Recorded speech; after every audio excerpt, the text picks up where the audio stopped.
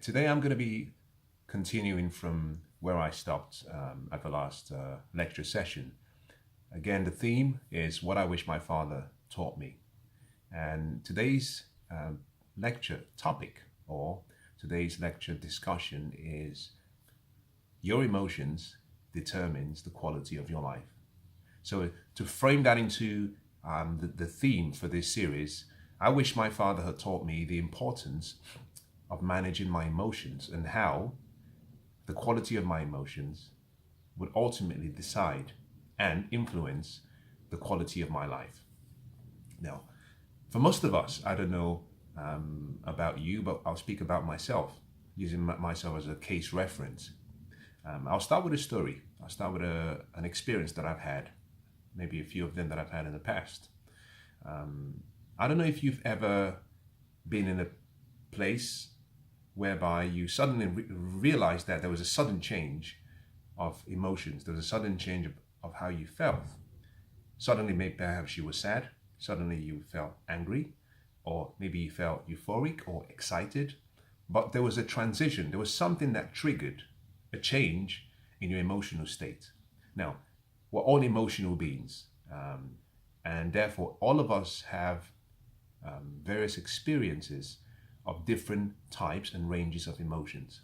Now, one of the most important things that I wish I had learned quite early was how I could control my emotions. More importantly, how I could manage my emotions.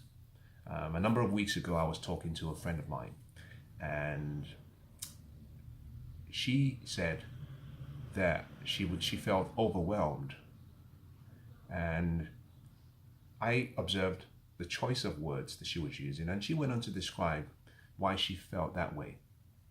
And we talked for a while, and I said to her, I just listened, and I said to her that you've got to recognize emotions for what they are. And most of us make the mistake of thinking that when we have an emotion, that we have to dwell in that emotion, that we have to somehow stay faithful and connected to the emotion because maybe we have an allegiance to the emotion. And I said to her that one of the most important things you and I have to do is to learn that we have to become masters of our emotions. We don't even have to worry too much about managing our emotions. I said, because if you manage your emotions, generally what we tend to do is replay, refocus, and the more you focus on perhaps the emotion or the experience that was created as a result of the emotion, what you find that's where you put all of your energy. And wherever your energy goes, unfortunately, your life moves in that direction. And many a times I've actually in the past made several terrible errors of judgment, because I couldn't control my emotions. I'll give you a good example. I'll go back so many years back now when I was still working within the corporate world, and we're working on a great project, very, very beautiful building project with an amazing team of architects and contractors and project managers and clients, and obviously the engineering team, which I was part of.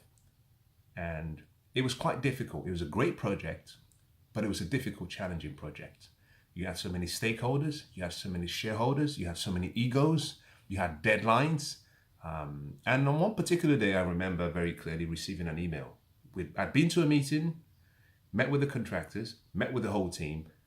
We were trying to resolve a number of technical issues with a construction site. And we had sat down as a team. We knew it was quite challenging, negotiating, trying to find a common ground, trying to come together and just find the best solution. Now, one of the things that always happens, I'll just say this as a segue, is that when problems occur, most people tend to spend 90% of their time on the problem and usually about 10% on the solution. In this particular case, everyone was, in my opinion, failing to see the bigger picture. My perspective was, let's put 95% of the attention, 95% of our energy on the solution and 5% on the problem. We don't want to know who caused it, when it happened, why it happened. All of those are important. But when you're working on a project that has a critical timeline, and just think about this, this applies to perhaps your life and any area of your life. Focusing on the problem doesn't solve the problem. You want to take all of your energy, all of your attention, and put it towards finding a solution. Now, you want to look at the problem, but only so that you can understand what corrections or corrective steps you need to take. So in this particular case, we sat down and we had agreed. We, after, going back and forth and negotiating back and forth, they became very heated, but eventually we came to a solution. Went around the table, everyone said, okay, we'll do that. I went back to the office with my team. And later on, the contractor sent an email, but it was a very, very, very divisive email. It was almost different to what we had agreed. And in a way, we had spent hours agreeing on a solution, went back to the drawing board with the team, we're moving forward, and someone decides to throw a spanner back into the works, trying to pull us back. I got upset. I got irritated because, everyone was trying to make this work. So I responded to the email. Now, here is one of the important parts of today's sessions. You have to learn that when things happen to you, if you react, the situation is in control. If you respond, you're in control. Now, as a side suggestion, one of the things you and I have to do is there are certain things that trigger our emotions. And as soon as I received the email, there was this, I'll call it anger in me to respond and probably put the contractor and his team in their place, but put it in a very respectable way. So I did. But I did it in such a way that I was trying to say, listen, we're focusing on the wrong thing. I felt relieved when I sent the email out. But what was sad about the whole experience is, and I'll say this, when you take actions and when you do things in life, always assume that whatever you've done will be put in front of the whole world for the whole world to see. Now, in this particular case, I have to say, and I still say it till today, I had no shame of everyone seeing that email. Not because I was right, but simply because I had identified very clearly how the divisive and unprofessional approach taken by the other party stakeholder was not going to be useful for the project. But I made an error of judgment in one particular thing, is I assumed that this information was going to go to the person I sent it to and his team, no problem. And potentially, it could even go to the client, no problem. What I failed to realize was that in every project, there's always one person, usually within the client's team's organization, sometimes, who doesn't want that project to be successful. And what they're looking for is maybe a sign, a clue. They're looking for some hint that validates that there is some chaos in the project. And that is exactly what happened. Now, let me conclude by saying this. I had worked on the project and the team, and with the team for about, I would say about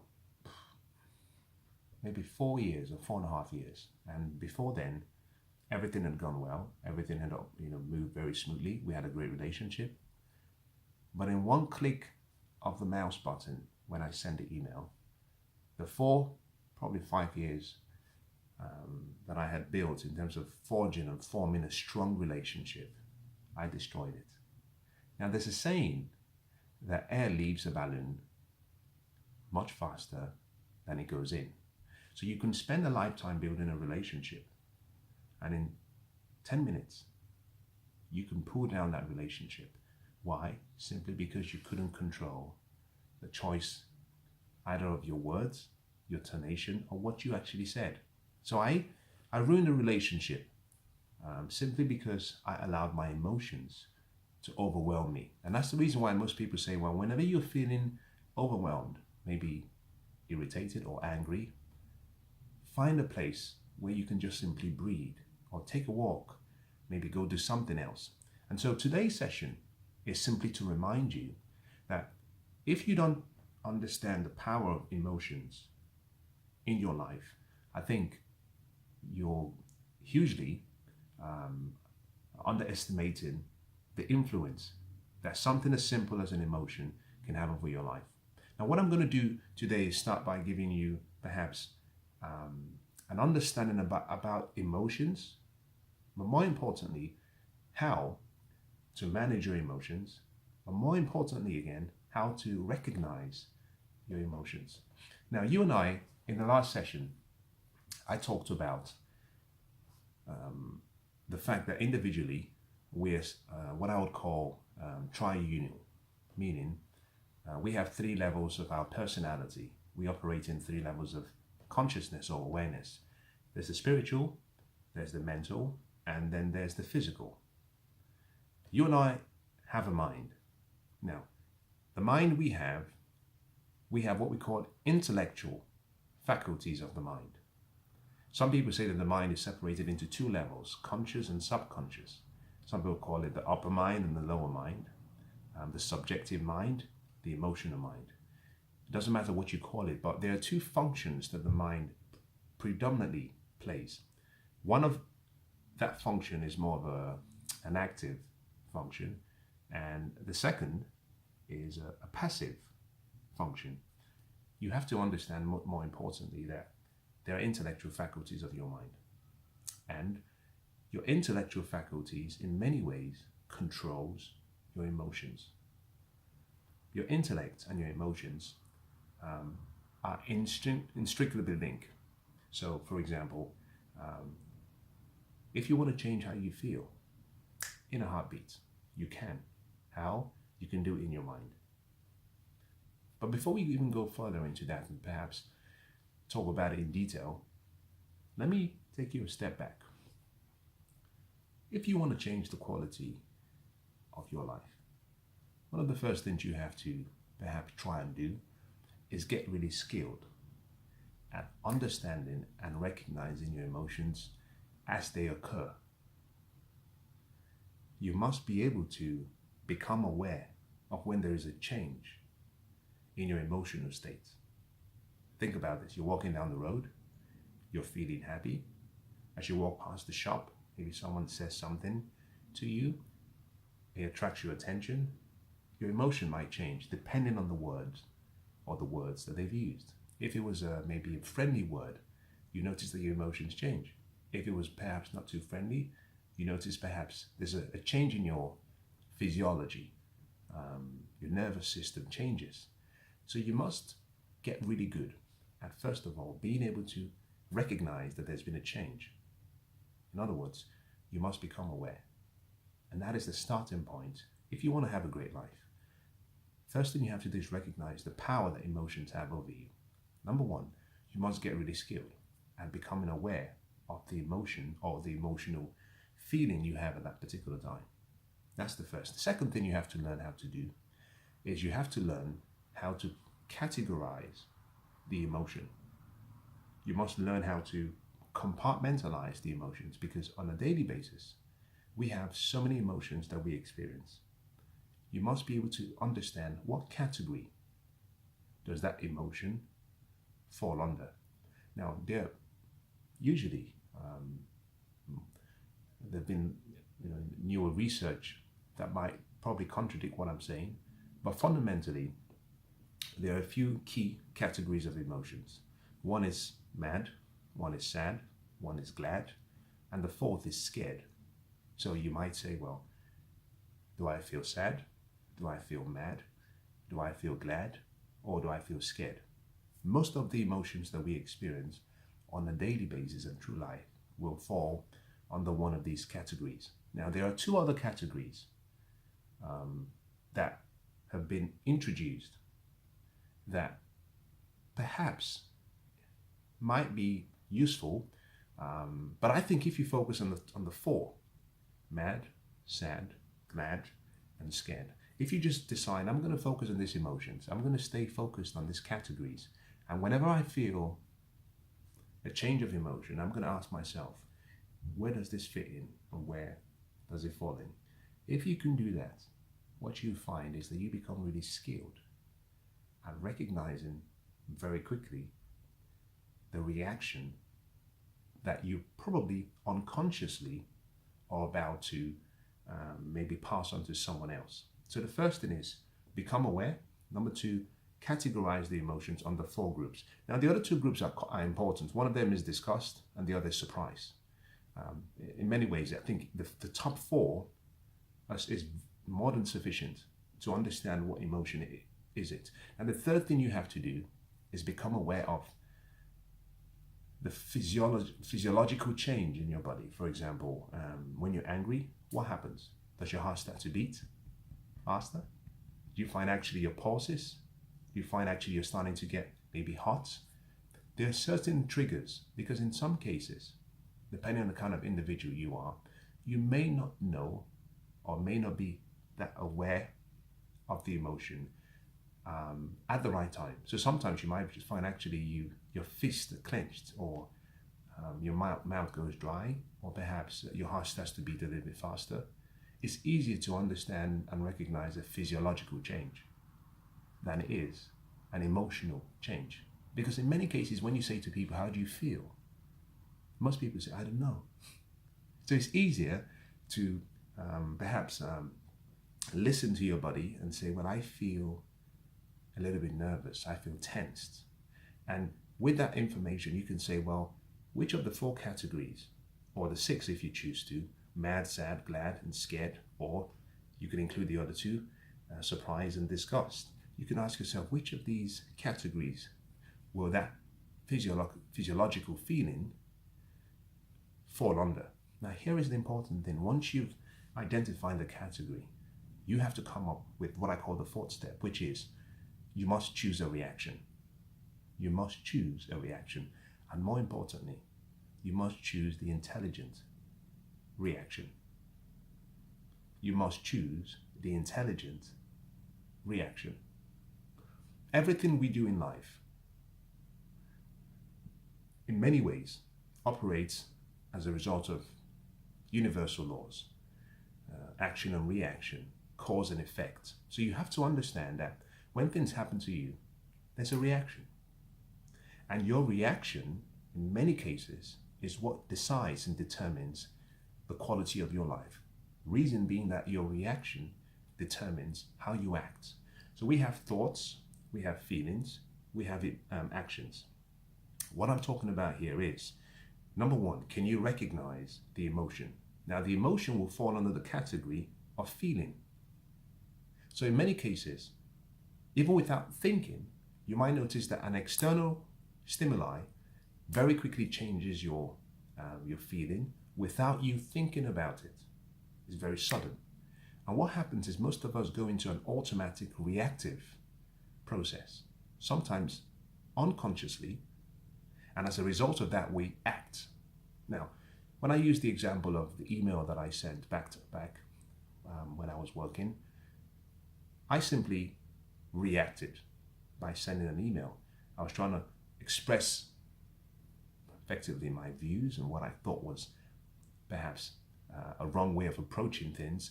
But you and I have to become really, really, really careful about how we act.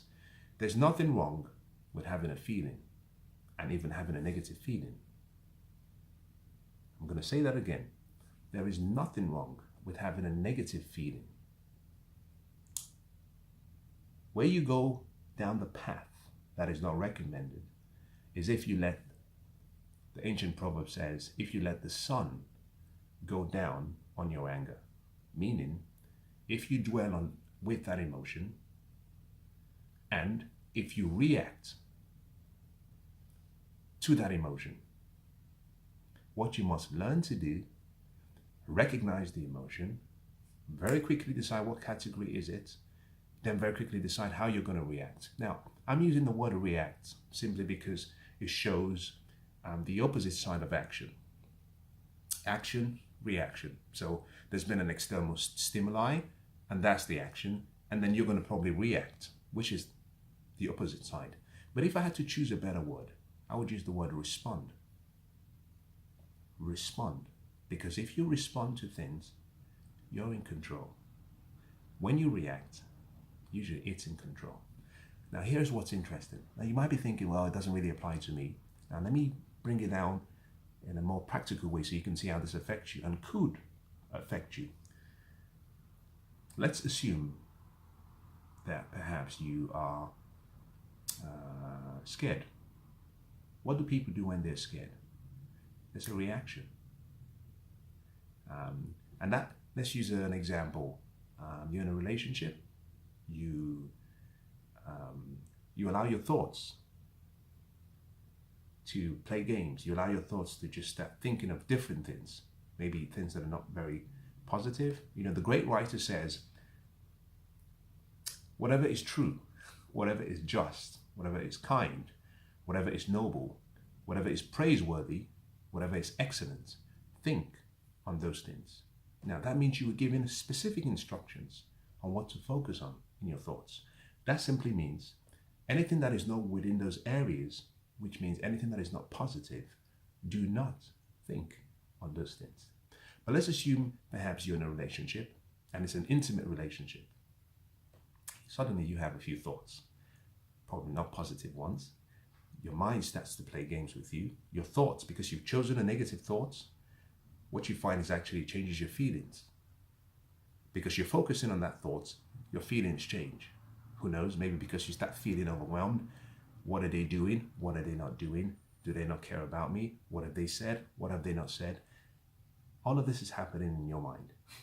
So one of the things you and I have to learn how to do is control our mind. Now, because you've allowed that feeling to be there, and if you're one of those who says, well, I just want to manage this feeling, maybe it's true. What you find is that the more you reinforce that feeling, it gets to a point where you take an action. You do something stupid. Who knows? You send an email, you send a text message, perhaps you verbally abuse or lash out on someone you care about, or you say something that you cannot retrieve. And in many ways, that's a reaction. What happens? You look back in time, you look back in a few days, in a few hours, and you say, I'm sorry, I was overwhelmed.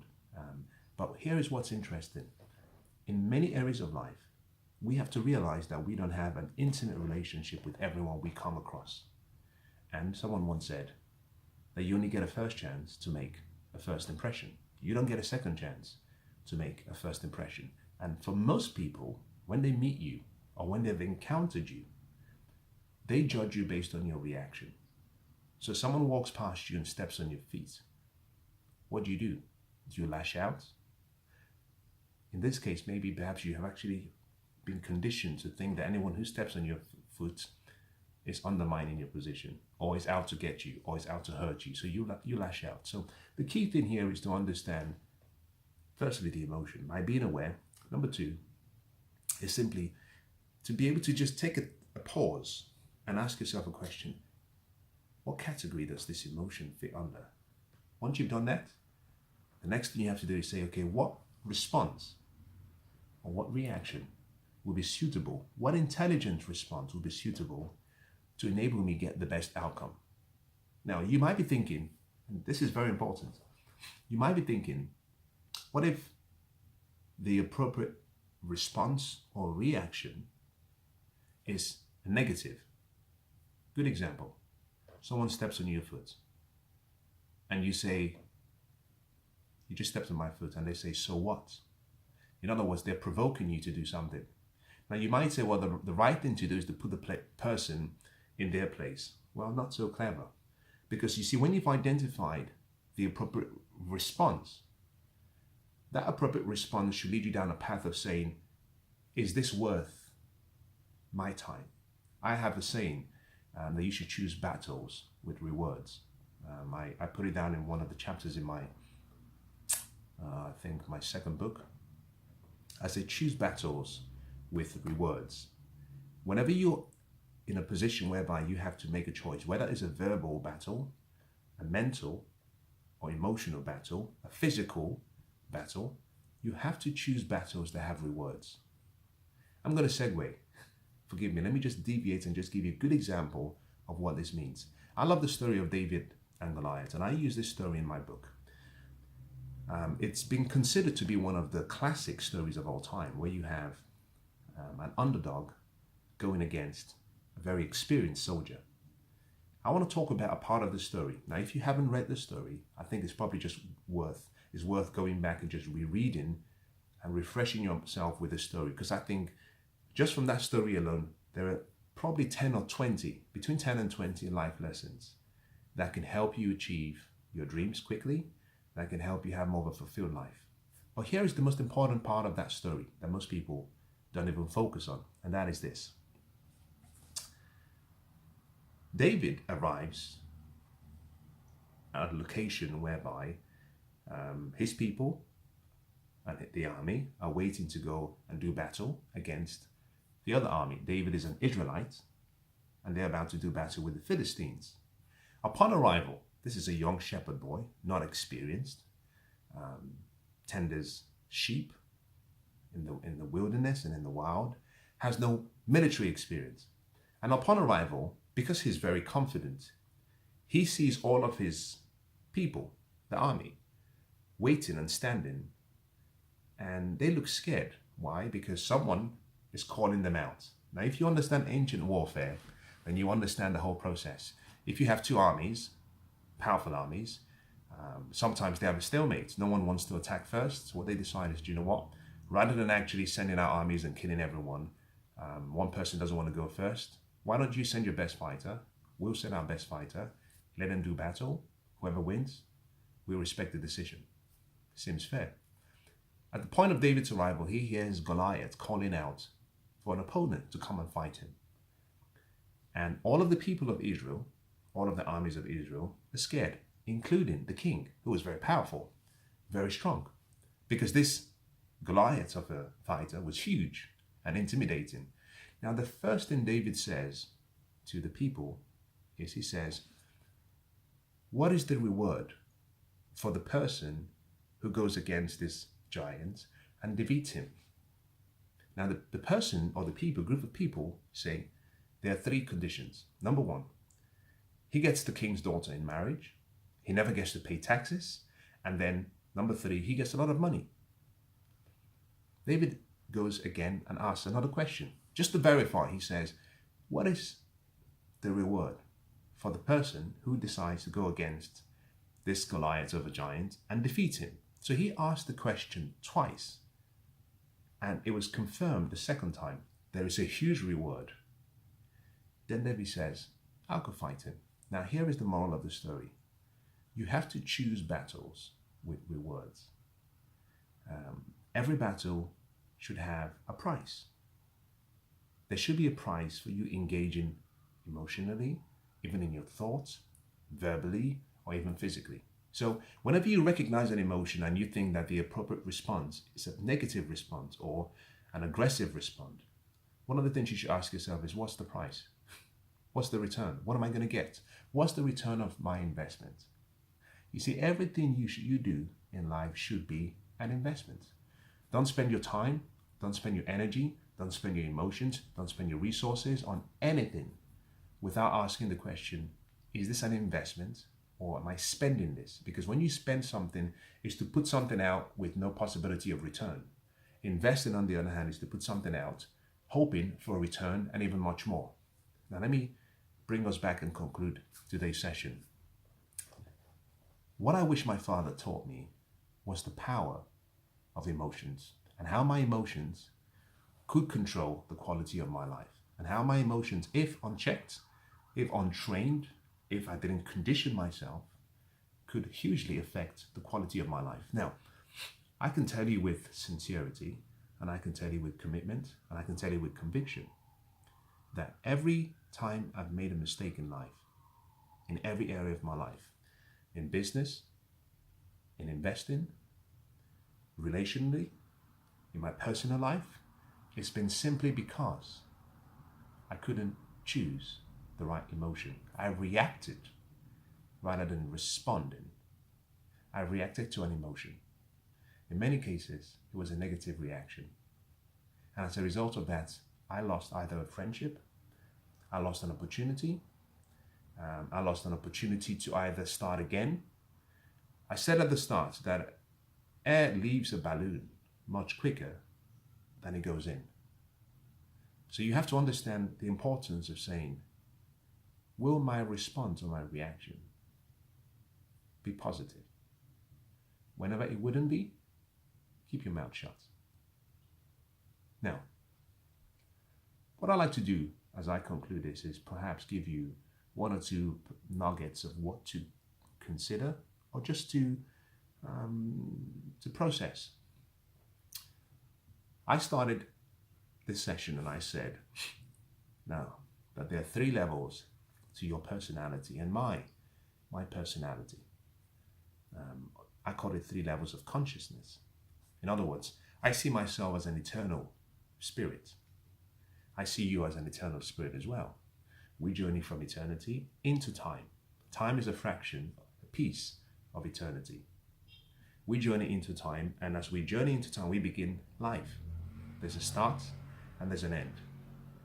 This spiritual being that is all beautiful, all perfect, all loving, all knowing, is limited in this physical experience.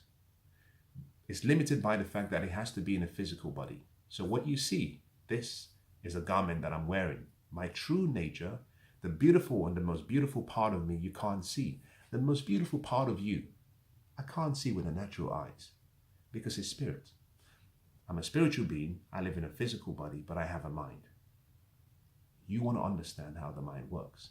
Within the mind, you have your intellect, your intellectual faculties, and how you use your intellectual faculties determines your emotional state. And the quality of your life will come from the quality of your emotions.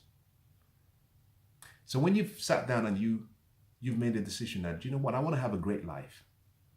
One easy way to do this is to simply say, what kind of emotions do I want to experience on a daily basis? You identify that. So now one of the things you'll probably do when you go through this exercise or experience is you'll probably identify a lot of positive emotions, and that's great. Now here is even something that is more important. You have to identify and agree and perhaps document how you want to respond or react to things that are negative. Because this is what I call the journey through life. You have some good days, you have some bad days. My father used to say that there are fat times and there are lean times. So to assume that it's all going to be positive is all, in my opinion, it's not realistic. So you have to understand and identify, okay, when I have a negative experience, how do I react? Now, once you've made that decision, this might be very useful. The mind has two functions, a conscious mind and a subconscious mind. The conscious mind has an organ called the brain. The brain is an organ of the conscious mind. The way you use your emotional and your intellectual faculties and the way you choose your emotions